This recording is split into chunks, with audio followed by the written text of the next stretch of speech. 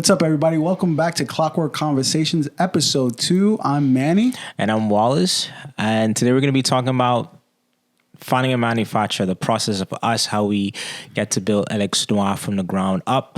We're going to talk about the process of manufacturing and how we did it, or how we're doing it, basically, right? Yeah, I'm really excited about this episode because this is what we were talking about when we built Clockwork Conversations. The whole idea was centered around bringing you the strategies and the creativity and everything that goes behind the scenes and making a watch brand, making a micro brand, and specifically our brand, Alex Noir. And so today we want to just talk about a little bit about our brand and, of course, the manufacturing and the people we dealt with and what we've been learning. So this is really up Wallace's field too, I should say, because Wallace has been the one doing most of the work behind the scenes to create this brand. He is the creative director and CEO of this brand. And I am his partner, who's just basically his biggest critic. Yep. And so let's get into it. So why the name Alex Noir? Alex Noir. Yeah.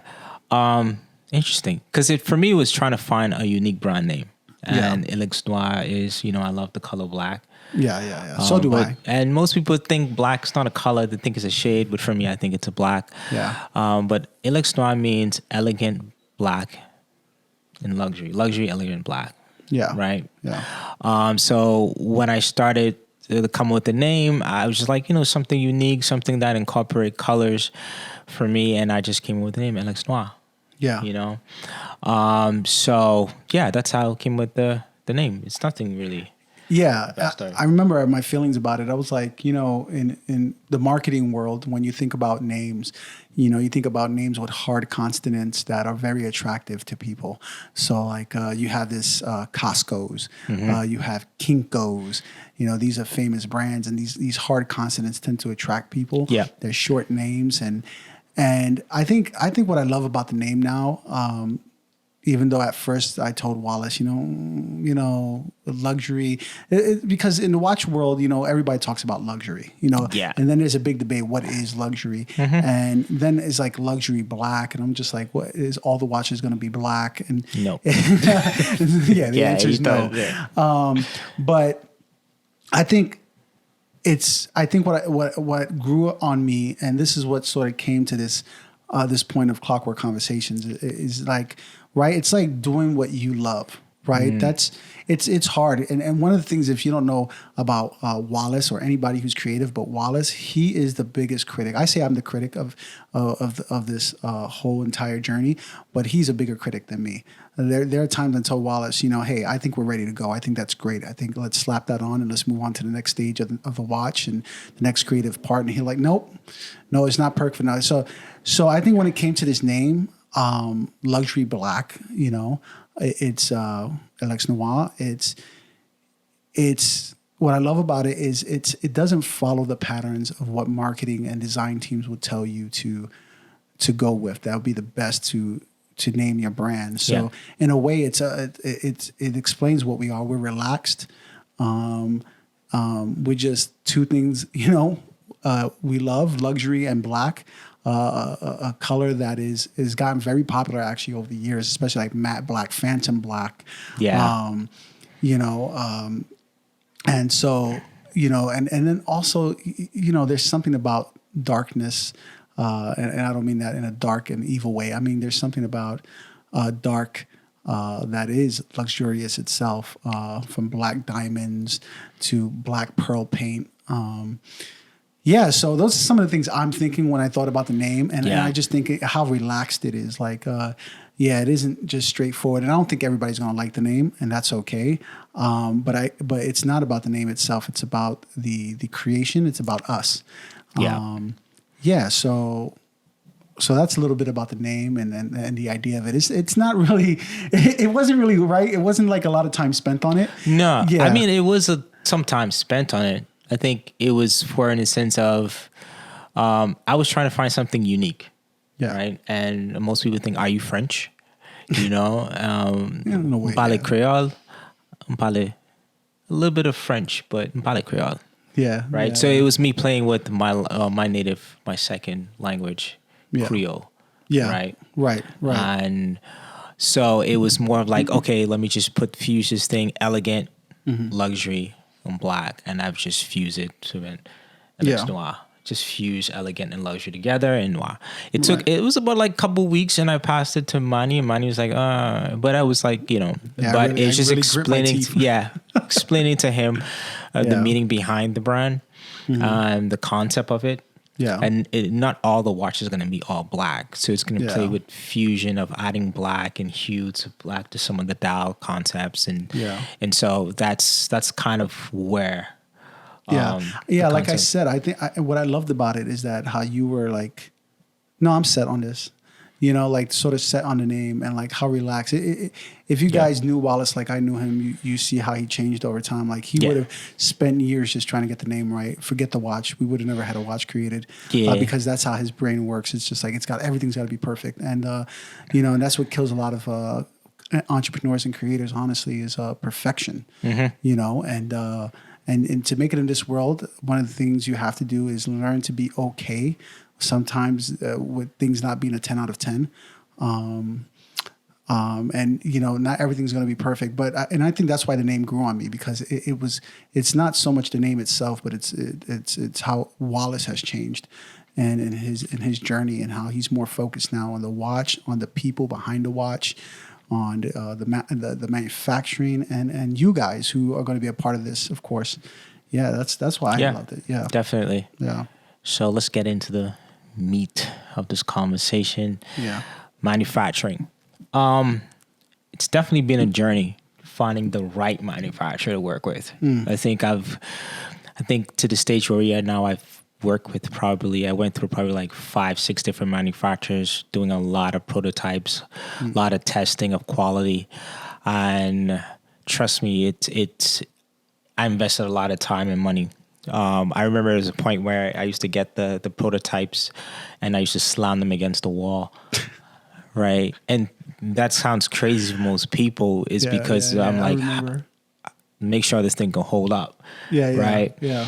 And so for the process of us finding a manufacturer, like, is this real sapphire crystal? Yeah, this is real sapphire crystal. Let's really put it to the test. Yeah, let's really put it to the test and stuff like that. So for us, the way we went through, I did use Alibaba, right? Like most people go to Alibaba. I did use Alibaba. So for me, it's like a funnel process I go through, right? Because during COVID, I couldn't travel to China, right?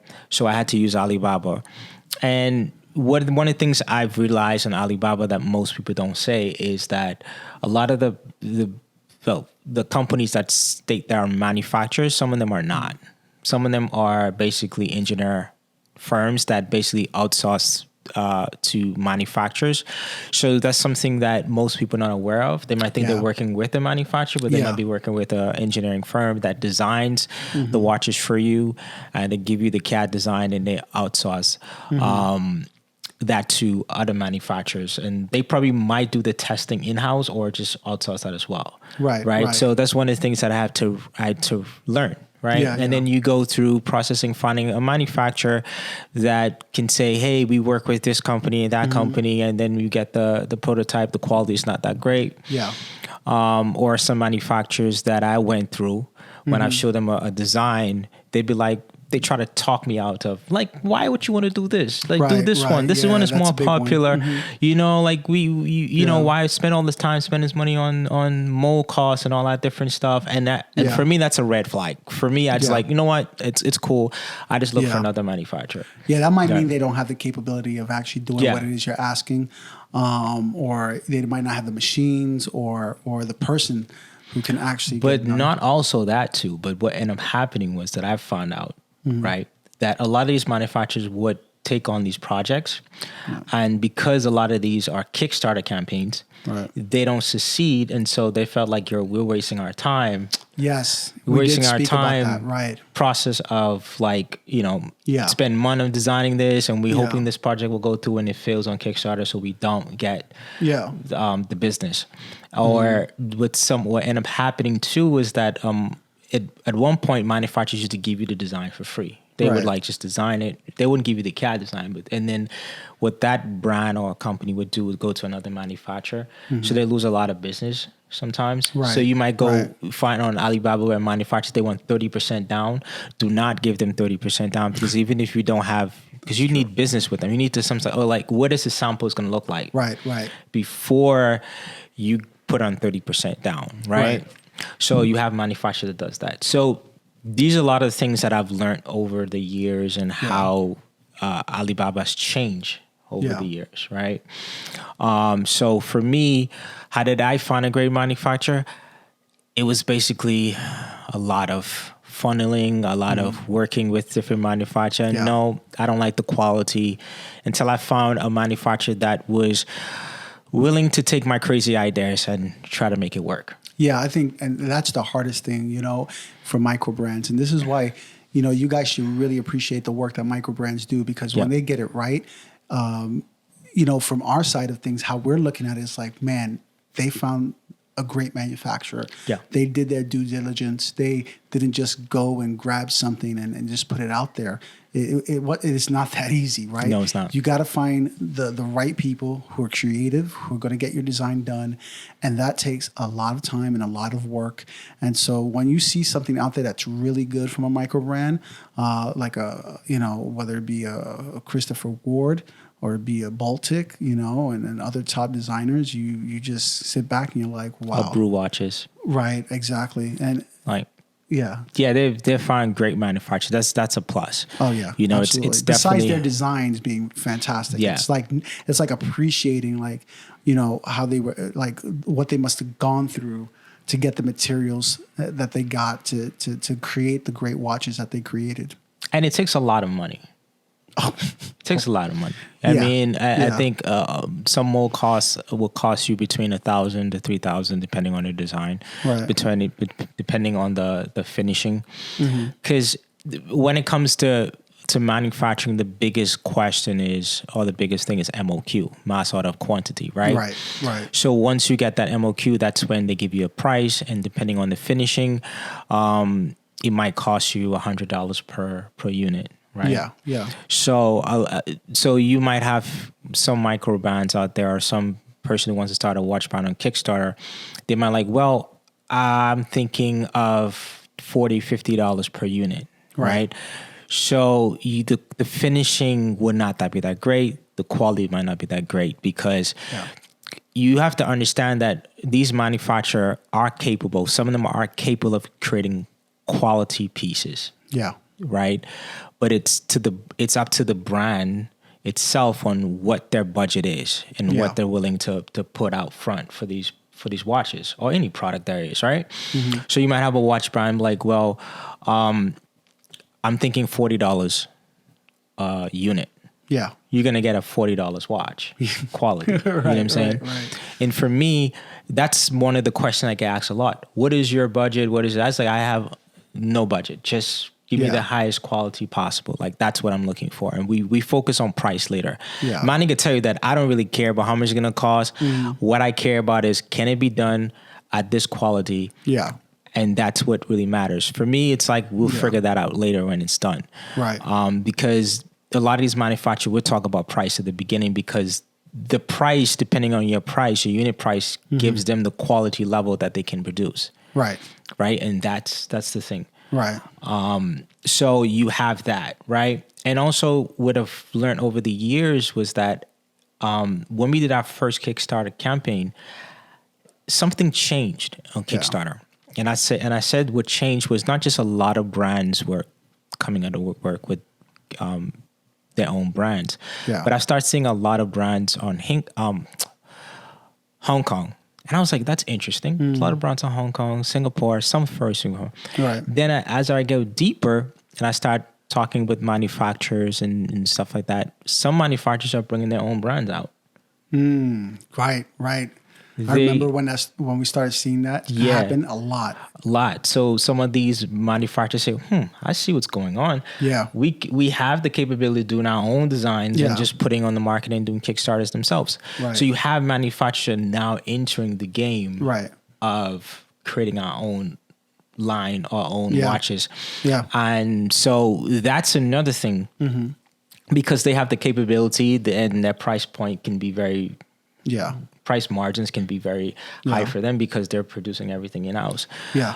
So that's another thing that that's going on in the microbrand world, that manufacturers are now realizing that, hey, we can capitalize too. We can play Right. this game too. So a lot of microbrands don't see it, but I see it. you Yeah, know? yeah, absolutely. And we spoke about that. Yeah. And I mean, you do have like there's a manufacturer now, manufacturing a watch movement, the Hangzhou Yeah. movement, the caliber A 5000 and 5000B movement. They're similar and different, I think, in power reserve, but and Baltic actually went ahead and used it in their first MR01 watch, and it's a good movement, man. It's a good movement. I mean, Yeah. it's not a tried and true movement. Like we haven't seen it used on a watch for 10 years, so we don't know how long it'll last. And but they are, they are out there taking all what they've learned from these creators and designers, and they are now producing their own thing. And we might not see it right now, the effects of it right now in this market or in other markets, but we know 10 years from now, you will see a popular brand that will be most likely Chinese, and it'll be good, and it'll be, and it's going to rock the watch world. I wouldn't be shocked, at least, if that happens, because I think the thing about the reason micro brands are more and more successful now is because I think the world is heading in a different direction, right? Gen Z, Generation Alpha. I think they view luxury differently than my generation did and the generation before me. I think they view design differently. I think everything's just different. How they are entering the watch world or any community in the entrepreneur world is just different,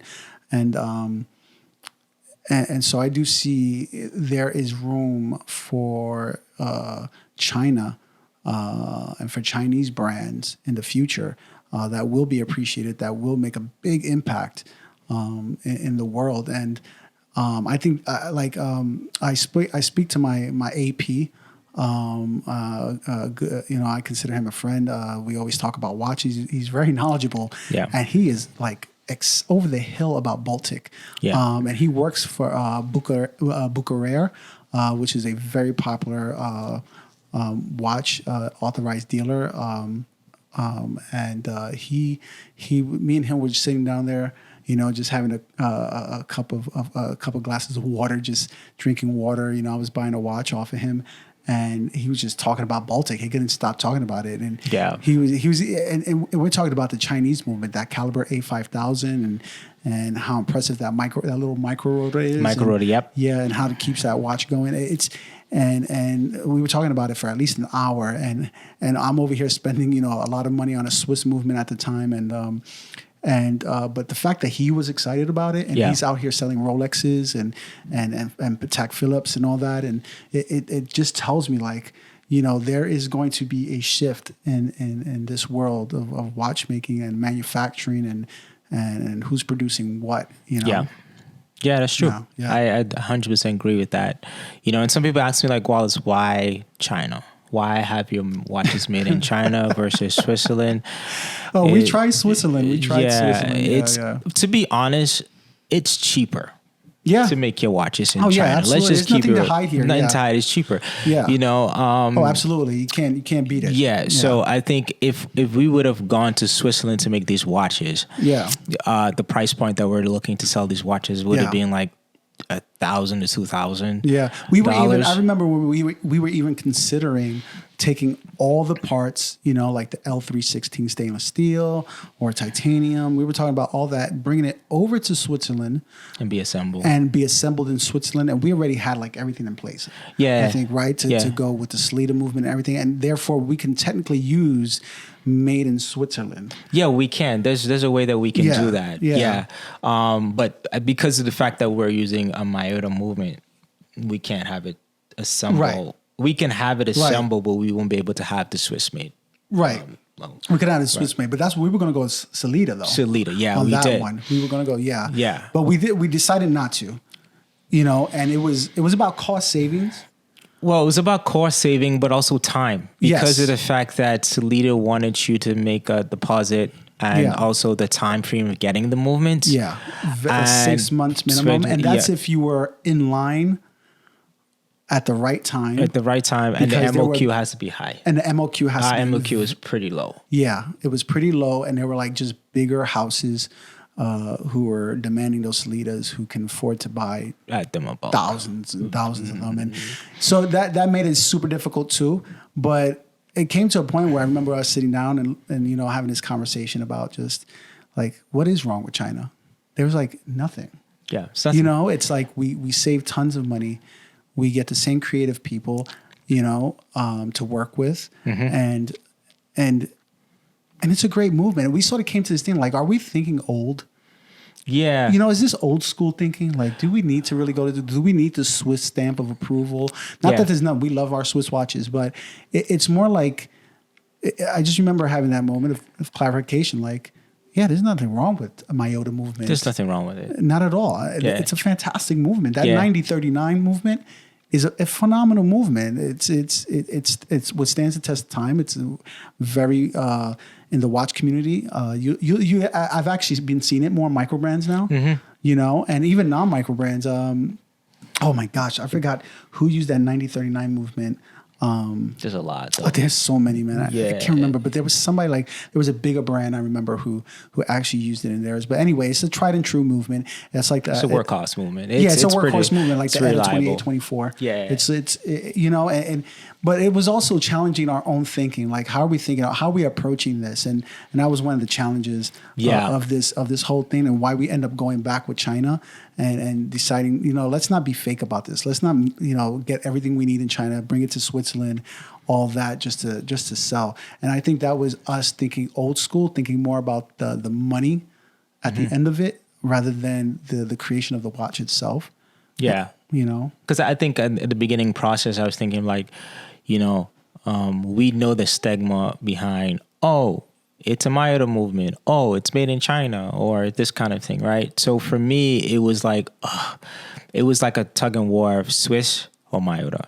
Yeah. But also I felt like I had a bit of freedom when it came to the Myota movement because it was easier to get. It was reliable. But when I started the process of designing this watch brand, the Genesis One, I started looking at the watch from inside out. So I started looking at the movement, Myota movement. I knew exactly which movement I wanted to go with. Yeah. So the only issue I'd had with the Myota movement, but it wasn't decorated. It wasn't blue screws. It wasn't all that different stuff. So for me, what we did with this design was that I literally sit down. I just studied the Myota movement for a bit. And I was like, how do we customize this movement? How do we make it original and different? And so we've been planning on that for months, finding the right manufacturer that can do it. Yeah. And we've kind of did a little custom design on this Myota that I'm excited to really show you guys. It's been a journey of trying to get that movement to look the way that I envision it to look like. Yeah, I think that was the biggest thing for me too. Like if you look at the Myota 9039, it is a boring movement. Yeah, like you look at it and you're just like, and I think that's what the turnoff is about that movement. It's a workhorse, but you look at it, it's just like, you could just give me a closed case back, and it's okay. I'm fine knowing it's an automatic movement, but. Wallace went deeper and he was like, man, I'm going to make this my own movement. This is going to be almost like an in-house movement when I'm done with it. Yeah. And it was finding the like he said, it was like finding the people who can do it. And we did. We found them and we went to the drawing board, literally, drew it up, went in there, see what we could do with it. And, should we show it here? Yeah, we can show it on. We can show it on, on YouTube. Yeah, we definitely will show it. We're gonna show it. Yeah, definitely. Right here. There it is. There it is. You're looking at it right now, as we speak. And what I love is the skeletonized rotor in this. Yeah, I just really wanted to highlight the actual design itself. Yeah. All black. All black, which all of black course goes with the name. Yeah, Alex Noir, and Yeah. we had some jewels added in that with Yeah. a bit of silver. So so we've definitely, it was, it's funny because I was looking for manufacturers to take on this project, and some people felt like, why? Why? It's perfectly fine. You don't need to just cover, just do a case back cover and leave it as that. Or just do a creative rotor and just leave it like that. I was like, no, I just wanted something different, something that, that I really wanted something different. I just felt it was boring. I wanted something unique. Right. And at first I thought that was crazy trying to do it. And then when I found a manufacturer that agreed to doing that, and this manufacturer that I found basically makes parts for movements. That's their job. That's what they do. Yeah. They don't make watches. They don't make hands. All they do is make parts for movement. So it was perfect. And this, talked to the engineering firm. They had like few meetings about it. I was a part of the meetings, and I told them exactly what I wanted. And they did some testing, and they figured out that, hey, this is possible. Yeah. And so today we have this movement that's unique, I guess. It's kind of unique. You could say it's unique in its own way. Yeah. Oh no, it's definitely unique. I mean, the etching into it it's gorgeous. The jewels are absolutely gorgeous. Like I said, my favorite part is the skeletonized rotor, because the original is not skeletonized. Yeah, it's actually full plated rotor, and just the font too. It's just really creative, and it's beautiful to look at. It's something we're really proud of that we did. It's like, okay, now we got someplace, where we're like, okay, this is, Miyota is pretty cool. Like now we really like it. It's really like, excited about it. I feel like this is what they were missing. I think they created a workhorse, but they were just missing that luxury look, that beautiful what you appreciate about a matter of fact. I almost want to make a reverso. Like, can we just make it a big reversal where you can flip the whole watch around, and just look at the back? It really is that pretty. And honestly, I'm not trying to sell this watch to anybody. If anything, I just want you guys to be excited as we are about the creation, about what we were able to take. Hopefully, that we're able. Mayo don't come after. He's like, hey, stop it. I think that was the biggest conversation about this. Like, can we legally do this? Yeah. Like, we still don't know. And Miyota, if anybody from Miyota watches, know that we love you. We love your brand. We love what you did. And we love for you guys to create it. I mean, hey, listen, if you can allow somebody to take a Richard Mille and put diamonds in it, all right, drill holes into a watch and put diamonds in it and completely destroy it, and Richard Mille don't sue them, I'm sure Miyota would be okay with us, just upping the game a little here on their workhorse movement. It's crazy. Yeah, but I think it's the piece that we're proud of the most. Like it's something that, again, like we spent a lot of time. I should say Wallace spent a lot of time on really creating the case, creating the dial, which is beautiful. Coming up with the loom design and how the numbers and all the parts are just illuminated. And we're still talking about this design too. Yeah, we're still talking about it because after creating the movement, it was okay. How does design? What's gonna be unique about the design? And I think that was the hard part, because I felt like, I was telling Manny this earlier over lunch, was that there's a lot of watches that has the round shape, the square shapes. This shape, I wanted to go with an oval shape, and I felt like, well, let me just try this. Let me play with it. Yeah. Did a sandwich dial. Play with a little bit with the font.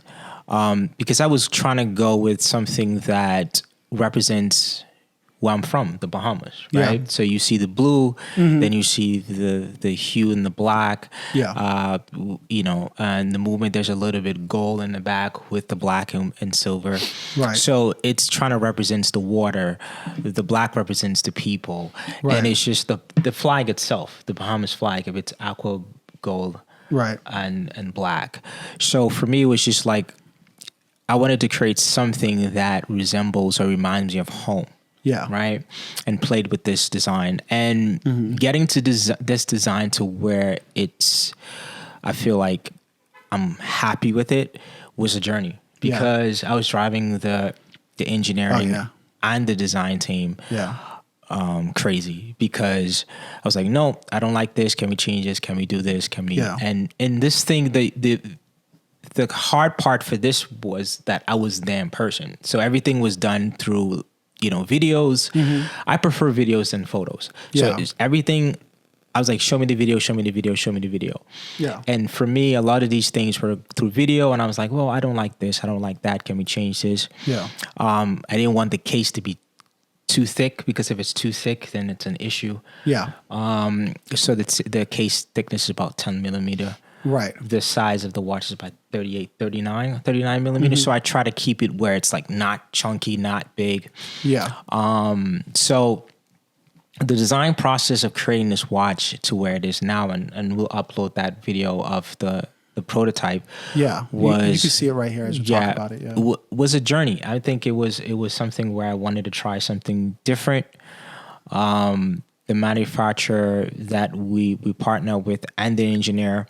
And this cool thing about this manufacturers was that they saw my design concept and they gave me my own personal engineer. Yeah.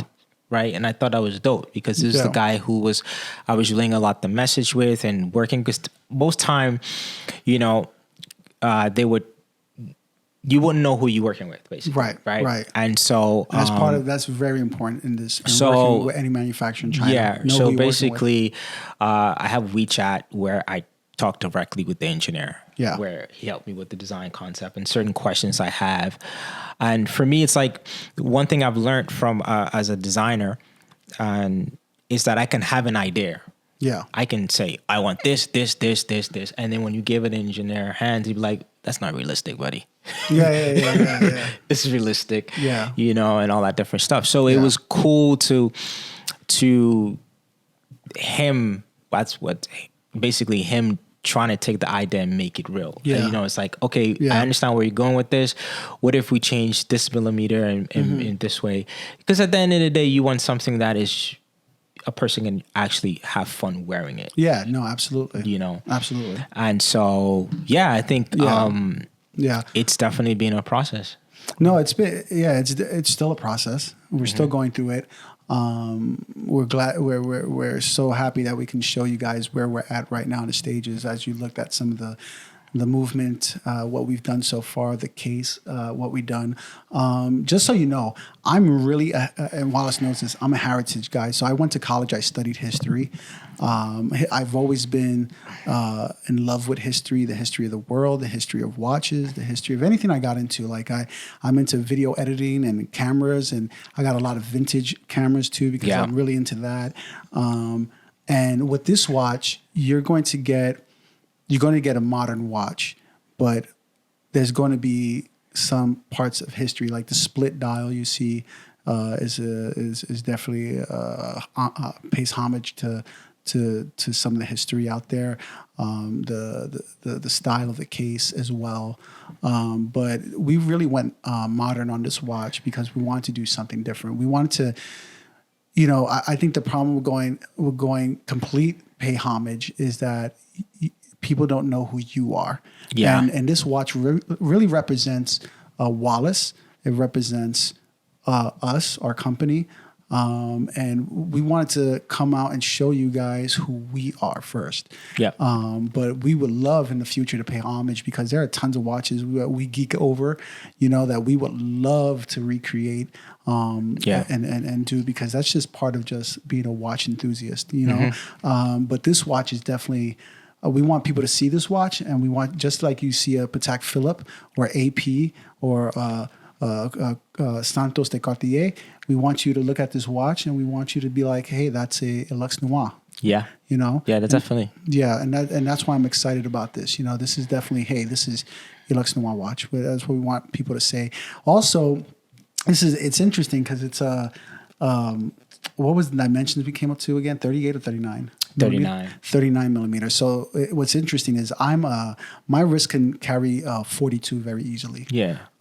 Wallace's wrist wrist. I'm sorry, can carry what is that? 36 you normally wear? 30. I could wear a 37, 38. Yeah. 38, 37. So Yeah. his wrist is a lot smaller than mine. Yeah. But 39, we hit the sweet spot. We realized that is a sweet spot. It looks good on, him. It looks good on me. It reaches the point of big as he can wear. But of course, it's the lug to lug. Yeah, as it's the well. lug to lug. It's the height. This is what Wallace was saying before. It's keeping the height and the lug to lug very specific so it can fit comfortably on anybody. So that's and like I said, you can see the prototype again here of where we're at so far with this watch. But I think one of the things, going back to manufacturing, because that's what this video is about and who we deal with, it's making sure, you find that if you are looking to manufacture your own brand, or if you're curious about it, that you finding that person that will work with you, having that specific engineer who can tell you what's possible, or even better, how to tweak it. Like, we tweak it just a little bit like this, you get what you want. Not exactly, but we're right there on the cusp. And that in the watch world is sort of what you see a lot going on right now, right? You see some of the greatest reinventors, I should call them, or using new materials. With watch designs is Richard Mille, Jacob and Co. They have really done some great things with watches. And so I feel like every time I see what Wallace is doing and what we're coming up with, I feel like, okay, we're not there. We don't have their budget. Yeah, we don't have their budget. But we don't. We don't. But we do have a great team that we're working with, and I feel like, man, we're really, I feel like we're innovating here. I feel like we're just not a micro brand that just pays homage, but that we are innovating. And I think for Wallace, that's his number one thing. He's really an innovator. He's really a good designer. And I'm really proud of everything I see so far on this. And we still have more things left that we're discussing. We were discussing over lunch today some of the things that we would like to transform this watch into. We don't, of course, again, we can't get too crazy. Yeah, we can't get too crazy. We're limited. Let's just focus on let's just focus on this one first. Because, I think one of the hard part of being in design is, and Manny's trying to keep me grounded, is I'd be like, okay, I'm bored with this. Yeah. I'm like, I'm just bored with it. And I think one of the things that we haven't received the prototype yet because of the fact that it is Chinese New Year's. And when the watch was supposed to get this watch this week. But what ended up happening was there's some problem with the hands, and they had to go redo the hands. And when they were about to apply the loom, the manufacturer that does that is on holiday. So basically we have to wait until they get back at the end of February. At the end of February, yep. So that's great because it gives us time to really focus on the podcast, focus on the things that are important to the brand that's outside of the design of the watches. So that's given us opportunity. I think one of the things that I like to talk about is the movements, right? Believe it or not, there are a lot of manufacturers out there that are creating clone movements and also their own sort of movements out there that most micro brand like Baltic and other brands are really I wouldn't say playing with, are using basically for their brand. And I know a few that's making their own movement in-house, and some of them are creating clones. When I mean by clones, meaning that they would use an SW200, for example, and they would make a look-alike using the same parts or copying it, right? And a lot of people say, well, that's what China do. They copy, right? Yeah, they do. But you got to understand it from this point. A lot of the things that we touch, we see, some of them are made in China. So a lot of these manufacturers, the laws that here in the U.S. are different from China because you can take another brand, copy it, and put it on the glass. And the laws that apply here won't necessarily apply over there. Right. So I think for us, when me and Manu, we talked about this a lot when we were designing this watch, is that, hey, listen, a lot of people are going to copy us. That's what it is. Some people are going to copy us. But let's just be the one to do it first. Right. Right. And once that happened, if fine, you copy us, it's cool. Right. We know that we have Right. a lot more designs, a lot more in work that we're going to continue innovating, continue finding creative ways of creating new products, unique products. Yeah. So I think when you're a micro brand or any brand there, you have to start thinking long term. Yeah. With any design, like it's just what it is. You have to start thinking about like, okay, we're going to create the design. What would set us apart from everybody else? Yeah. Right. And in a lot of the conversations and materials, 316, that's a 316 stainless steel that we use, sapphire crystal. Yeah. I choose not to use leather band. On this rod, I tried to use a stainless steel band. And for me, it was more in the sense of I wanted something that I would say a fan. I can't say a customer. Let's use a fan. I like fans of our products would like to wear something that's long term, right? Yeah, you don't have to worry about the band later on around. It's just something that you can put on, clip, and you go, you know, and something that you can pass on. Right. That's one of the things, right? Yeah. Something that you can pass on to another generation, or something you can hand it down to a gift to somebody who doesn't know about watches. That's automatic. You don't have to worry about changing the batteries or changing the bands. It's something that, you know, this person can always put on and go. Right. And so for me, it was like, okay, if we're going to design this watch, let's use the highest quality material and finishing there is to make this design. Yeah. So there's a lot that goes into designing the piece. And the boring parts I don't like are, for me, is the waiting game.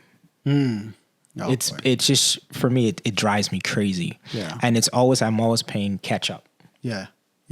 Like, man, I might look tired on the show today because there's been time I have a full-time job. I come home and I stay up 3-4 o'clock in the morning. Talking to manufacturers. In China, right? In China. It's like 3 a.m. in the morning over here. I'm always like 10 a.m., 11 a.m., whatever it is, 2 in the afternoon. Yeah. So I'm always playing catch up with these guys. Yeah. And that's the hard part. It's like you're always playing catch up. And I am so involved with the project that for me, if I end up sleeping and I get 10 messages, I just get upset. I was like, oh, man, like I could have fixed this problem, but I'm just tired. Yeah. And I think that's the hard part. Like you, especially if you're trying to be involved in this project and you're in a different time zone, different country, it's hard. No, absolutely. It's definitely hard to do that. Absolutely. You're working on 2 hours of sleep. 2 hours of sleep. You know, and you really want to get more sleep, so you play catch up, you know, on the days you have off that, you know, nothing's going on, which is like rare. Yeah. It's like a rare thing. Yeah. And you got to go back to work and put in the hours, you know, at your job. So yeah, we do work 9 to 5s. You know, we are not rich by any means. We did not get a load of money to do this. And I think that's another reason to appreciate a lot of micro brands, because a lot of micro brands don't come in here with money to play with. They came in here because they really worked hard. They probably had 9 to 5 jobs, you know, in most cases, not all cases, but in most cases, you know, and that's part of our journey right now too. But that's also a difficult thing when you're dealing with manufacturers in China. You're dealing 2 different time zones. Yeah. So you got to get used to being up really early in the morning, losing sleep to get things done, and yeah, it's playing that catch up game is just terrible. Yeah. And then this time of year is terrible also because it's Chinese New Year's. Yeah. Everything, you're not going to get anything done around this time of year. So if you want to do manufacturing in China, just wait till like March. To start your journey and try to get everything done before the end of December.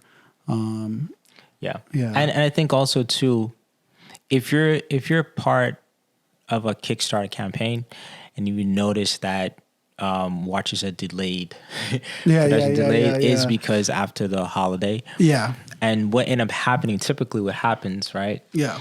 That when these manufacturer comes back, sometimes they don't get the same workers back. Sometimes they go to different manufacturers. So basically, some manufacturers are delayed because they don't have enough employees to actually make the turnaround. And if they do, it's rushed. And they don't have, the quality is not the same. That's why they have quality issues and all that different stuff. So for me, I was necessarily rushing. I wasn't trying to rush this project, the sample, because I wanted to be like, okay, if my engineer is going to come back, I want to know if he's going to be back. And if he is not, then, this is something I'm going to discuss with the manufacturer, figure out like, okay, how do we then keep the same quality? And these are some of the things that a lot of not manufacturers, but a lot of Kickstarter brands go through sometimes, right? They see this turnaround, they have delays, and sometimes people receive the watches and the qualities are not that great. Right. Because sometimes there is a issue with the manufacturer and the end, right? Yeah. And I mean, it's crazy what he's saying just now. Wallace is saying right now. But it's so true. It's part of the unfortunate doing business with China part, And again, I want to reiterate this. It's not woe, it's me. I just want you guys to understand why to appreciate micro brands, because if they got a watch to market and you were able to get one, great quality, they had to go through all this. A lot of times they take hits to their pockets that they do not make you aware of, because those are the ones who have great customer service. They're like, hey, listen, this is just a part of it. We'll take the hit. Just make sure this customer gets their watch, because we want them to still be a part of this. We don't want, there's micro brands out there who have failed miserably. There's people who have said, I've never received a watch and whatever. And the reasons for that can be hundreds of thousands of reasons. But that is a part of doing business. That is some of the reasons why, people talk about getting away from manufacturing in China. But again, if you are doing business in China, you just aware that this is some of the stuff you're going to go through, And again, if you're starting in this business, if you're a micro brand and you're just starting off, or you just maybe you're not into watches and you just happen to watch this because you're a watch collector and you're just like, oh, I'm actually doing manufacturing in China, but for something different, be aware that this is a problem. You can come back from Chinese New Year's and have a new staff and no one knows anything about your quality, your quality finishing, and your and there's a new training and all that training and all that different stuff. It's all that. And so, and of course, we can only speak of it because we've experienced it. So, but it's good experience because you know how to deal with it. The second time around, and this is not our first rodeo by any means or any stretch.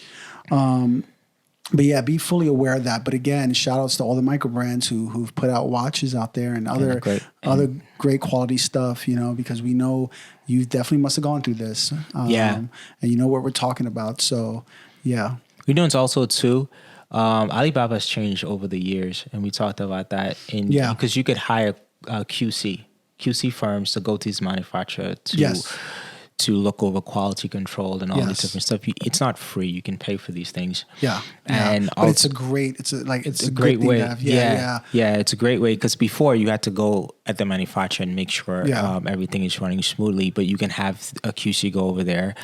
And also trade insurance is always great. Which we have done all this, by the way.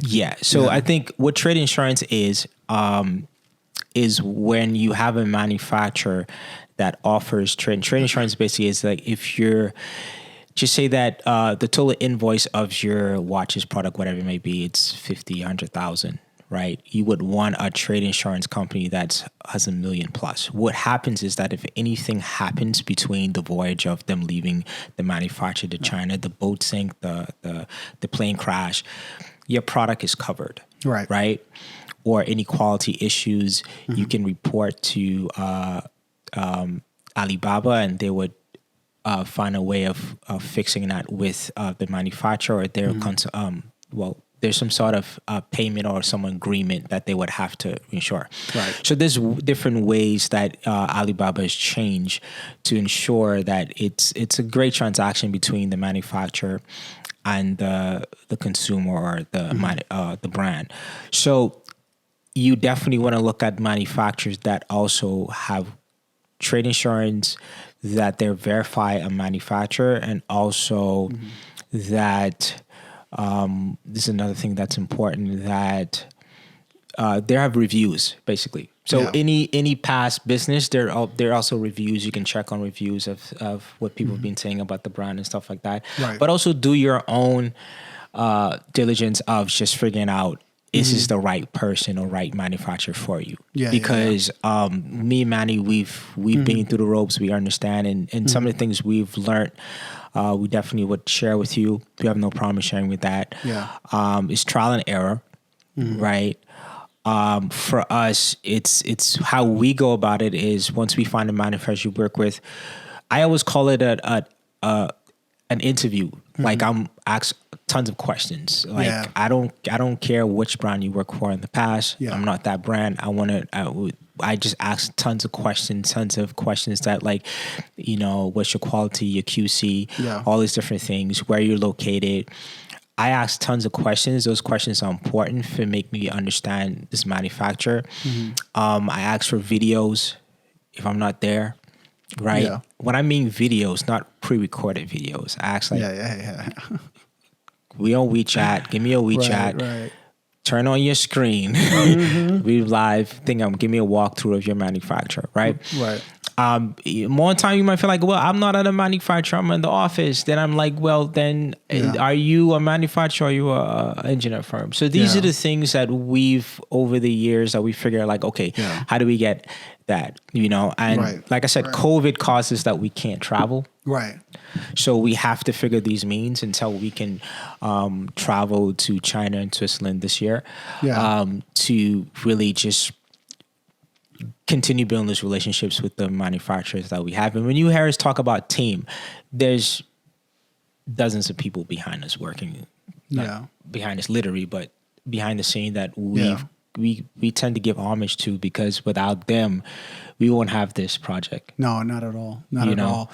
I think one of the things I want to mention too, because we talked a lot about, making sure the manufacturer and who you're dealing with, and making sure they turn on that WeChat video so you can get a tour of the manufacturer. Because if you can't be there in person, but we do encourage, like whoever we deal with, we will eventually go visit and see it all in person and verify everything. But we have a great handle already on what to look for.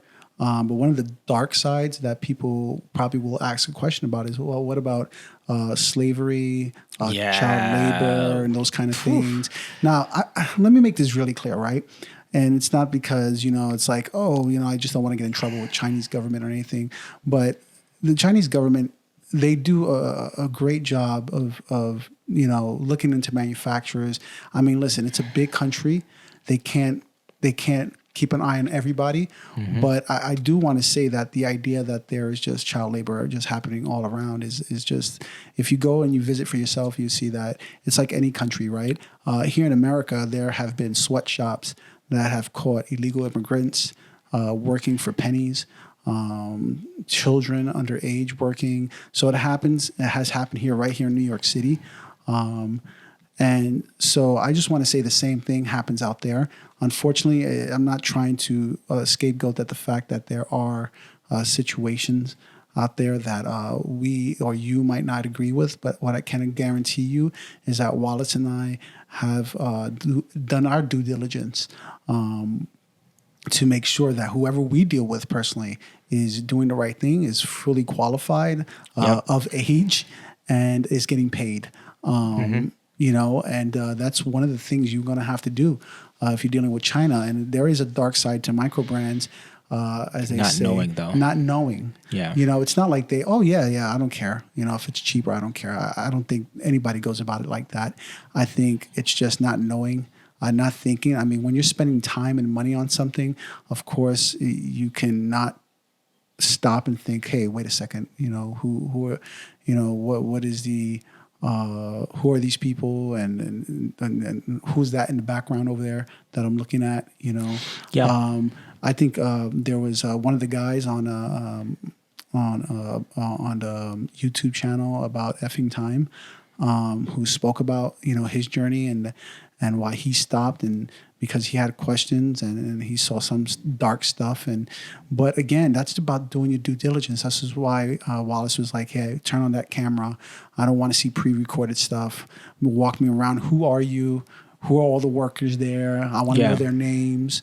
I want to know, again, this is why they have that QC person Wallace was talking about that goes over there. He's not just looking for, if they're doing, using the right materials and stuff. They're looking for, hey, is this factory legit?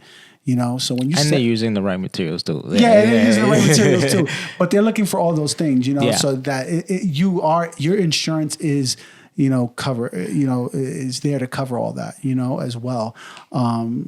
But we want you guys to know we're fully aware of what goes on around the world, doing business in other parts of the globe. We're not in control of that.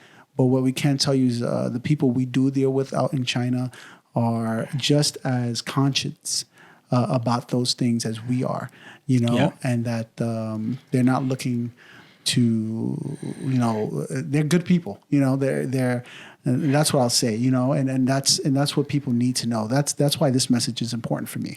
Yeah. That you guys know that, hey, you might hear some stuff about what goes on in that country. Well, it's like anything, anywhere you live there, it's not perfect, and it's and it's about doing your due diligence and making sure that, when whoever is on your team, your company, helping you design and build, that they are above reproach. And, and so, man, and that's part of manufacturing. And we can rest assured that Ilux New York is definitely doing the right thing here.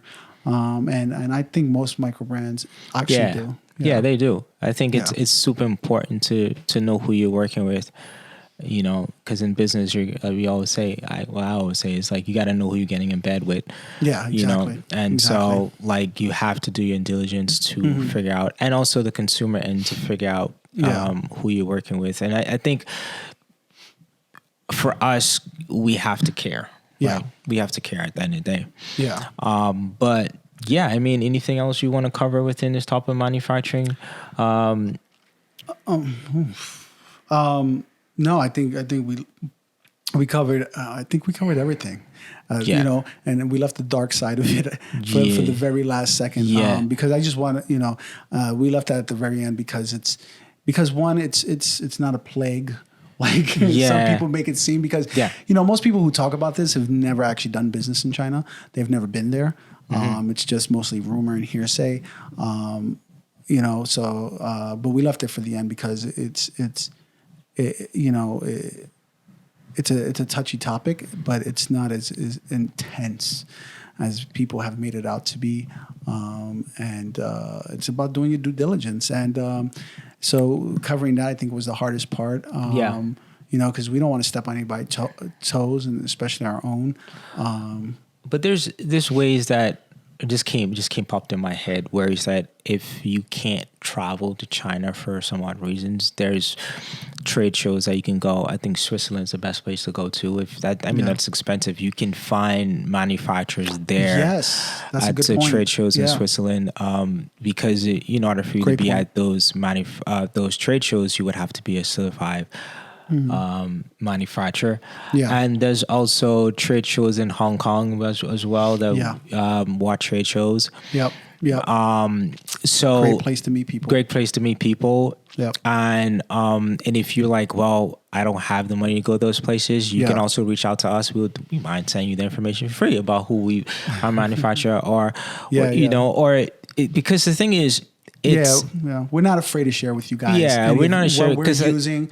So if you're having a hard time, if you're out there creating your own brand and having a hard time, reach out to us. Our information is in the description. And totally free. We're here to help you guys as well. This channel is all about helping you guys out there trying to be entrepreneurs who are creative and really want to, do your own thing out there.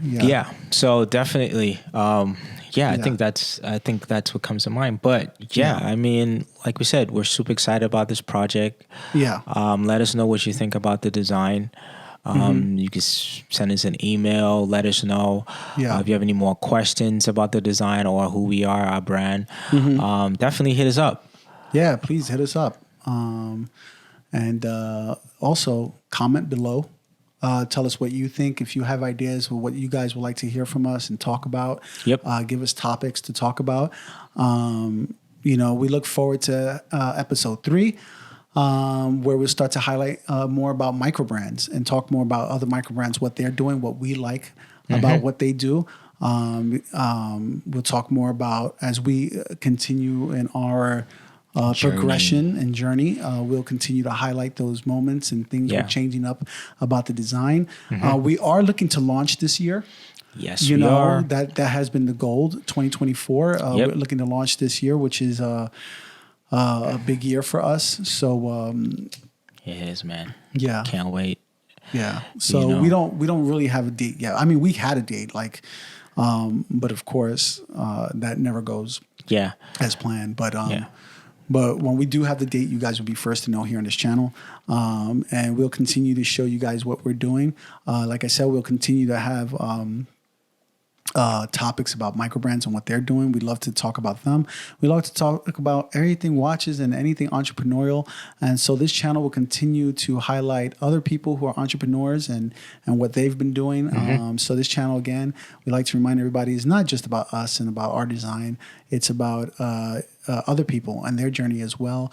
And of course, but it is about watches though, because we love watches. But yeah, we do.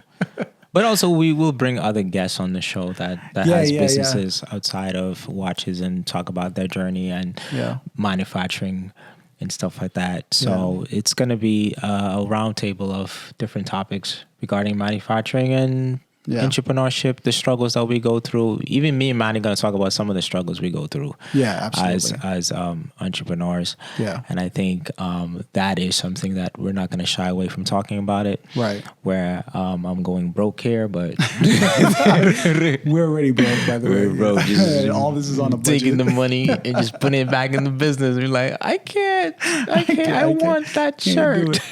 What about rent? We go sleep in the car tonight. Yeah. Yeah, you could edit that out. So it's cool. So thank you guys so much for joining us for episode 2 here. Please like, share, subscribe, follow us for more, and we'll see you all here on Clockwork Conversations next time. Peace.